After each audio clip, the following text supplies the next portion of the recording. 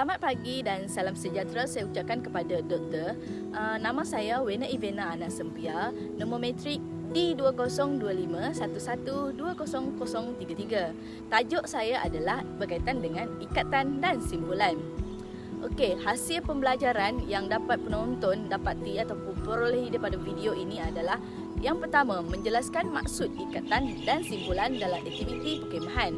Yang kedua adalah mengenal pasti jenis-jenis ikatan simpulan asas. Dan yang ketiga adalah saya menunjukkan cara menghasilkan ikatan teknik yang betul. Dan yang terakhir adalah mengamalkan langkah keselamatan semasa melakukan aktiviti ikatan dan simpulan. Okey, kali pula kepada penerangan kemahiran, iaitu berkaitan dengan definisi adalah ikatan dan simpulan merupakan kemahiran asas dalam kraf perkhemahan yang menggunakan tali untuk menyambung atau mengikat serta mengukuhkan sesuatu objek. Simpulan ini digunakan untuk membuat ikatan pada hujung atau tengah tali supaya tali tidak mudah terlucut. Ikatan pula digunakan untuk mencantumkan dua atau lebih batang kayu bagi membina struktur seperti gadget perkhemahan, rak kasut, meja, dapur dan menara. Kemahiran ini sangat penting dalam aktiviti pengangkap, pandu puteri, kedek pelapis serta perkhemahan sekolah. Tujuan dan kepentingan ikatan dan simpulan ini adalah untuk menghasilkan binaan kemah yang kukuh dan stabil. Yang kedua adalah memastikan struktur yang dibina selamat digunakan. Yang ketiga pula adalah memudahkan kerja membina gadget perkhemahan tanpa menggunakan paku. Dan yang keempat, menjimatkan kos kerana dia hanya memerlukan tali dan kayu. Selain itu, ia juga dapat meningkatkan kemahiran praktikal murid dan melatih koordinasi tangan dan mata. Ia juga dapat membentuk sikap sabar dan teliti dalam kerjasama kumpulan. Akhir sekali, dia dapat menjana ataupun menghasilkan kemahiran kepada pelajar ketika menghadapi pelbagai situasi. Seterusnya, kita beralih kepada peralatan yang digunakan, iaitu tali manila atau nilon, batang kayu atau buluh, pisau atau parang jika diperlukan untuk menyediakan kayu, lepas tu sarung tangan untuk tujuan keselamatan serta pita pengukur jika diperlukan, dan akhir sekali adalah gunting. Pegang hujung tali belah kiri, lipatkan ke atas dan yang seterusnya lipatkan ke bawah. Selepas itu silangkan dan lilitkan pada kayu. Tarik belah kanan dan belah kiri hingga membentuk X pada kayu. Tarik kedua-dua hujung tali sehingga menjadi kemas dan ketat. Untuk ikatan seraya pula, mulakan dengan simpulan manuk pada salah satu batang kayu berhampiran dengan titik persilangan. Lilitkan tali secara menegak mengelilingi kedua-dua batang kayu sebanyak 3 lilitan dengan kemas dan tarikkan untuk memastikan lilitan tersebut adalah ketat. Selepas itu, ambilkan kayu kedua pula letakkan secara melintang. Lepas diletakkan secara melintang, lilitkan secara melintang tali mengelilingi kedua-dua batang kayu sebanyak 3 lilitan lagi, iaitu berselang-seli dengan lilitan pertama. Ulang langkah tersebut seperti yang dalam video itu. Lepas tarikan ke atas, tarikan tali ke arah bawah iaitu belah kanan dan lilitkan lagi. Ulang step tersebut sehingga mendapat lilitan yang kuat, iaitu lilitan sebanyak 3 kali. Pastikan juga kayu tersebut tidak bergerak dan lilitan tali tersebut adalah tidak longgar. Seterusnya, selepas lilitan 3 kali selesai, buat lilitan pengikat iaitu frapping turn sebanyak 2 atau 3 kali di celah kedua-dua batang kayu. Tarik tali dengan kuat supaya ikatan menjadi ketat dan kukuh. Selepas itu, akhiri ikatan dengan membuat simpulan manuk pada batang kayu yang berdekatan seperti yang anda nampak dekat video tersebut. Lilitkan ke bawah dan masukkan hujung tali kepada bahagian tengah untuk membuat simpulan manuk.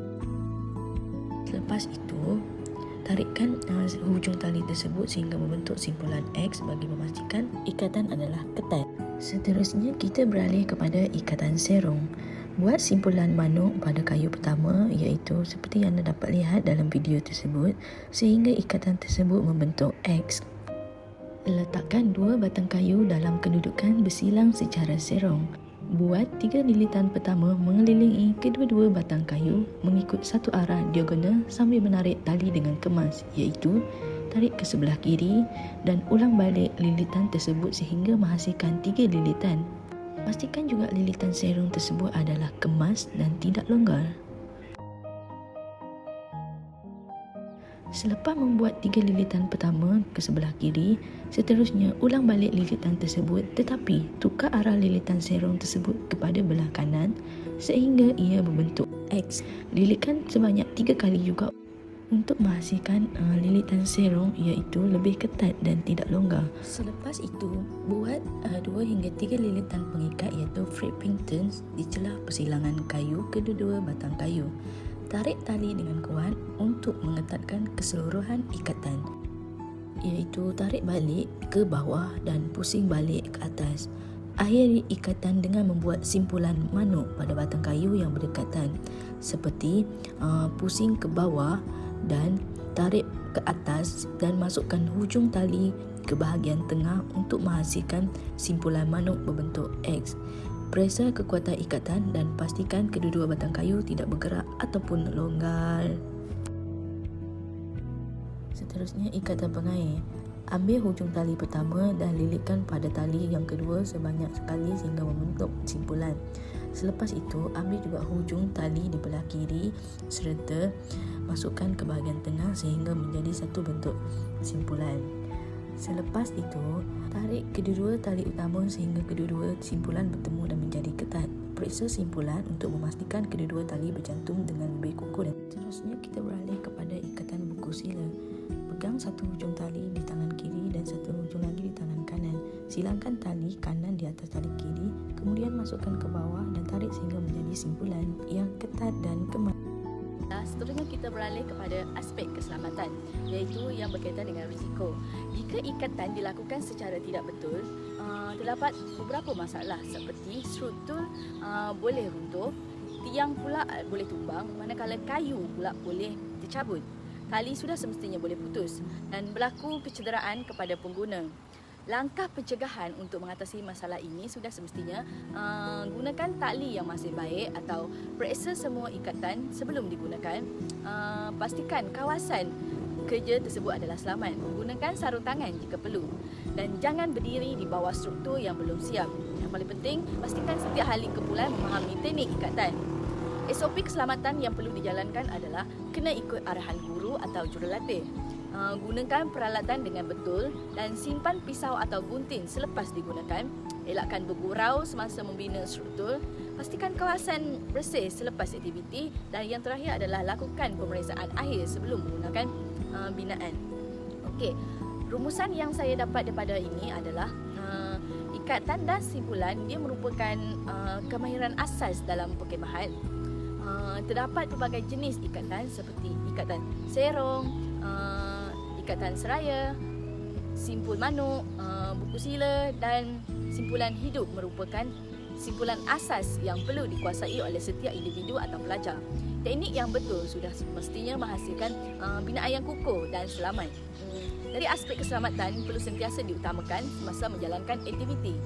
Okey, kesimpulan yang saya dapat daripada ini adalah kemahiran ikatan dan simpulan dia bukan sahaja penting dalam aktiviti perkhidmatan, malah ia dapat membentuk sikap disiplin, kerjasama, ketelitian dan penyelesaian masalah dalam diri seseorang individu. Dengan menguasai teknik yang betul serta mengamalkan langkah keselamatan seorang, mampu dia membina pelbagai struktur perkhidmatan yang kukuh tanpa menggunakan paku. Oleh itu, setiap murid ataupun pelajar digalakkan untuk mempraktikkan kemahiran ini agar dapat diaplikasikan dalam aktiviti kokurikulum dan situasi sebenar pada masa hadapan. Itu sahaja daripada saya. Sekian, terima kasih.